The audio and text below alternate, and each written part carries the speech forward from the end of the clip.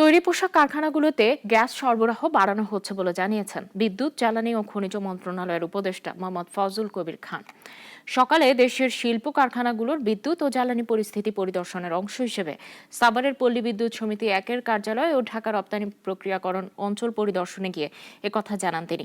উপদেষ্টা বলেন, শিল্প কারখানাগুলোতে সরবরাহের জন্য আসা গ্যাস প্রাকৃতিক সমস্যার জন্য সরবরাহ করতে দেরি হয়েছে। 4টা নতুন এলএমজি কার্গো আনা হয়েছে, সেগুলো সরবরাহ শুরু হয়ে গেছে, তাই আর গ্যাস সংকট থাকবে না।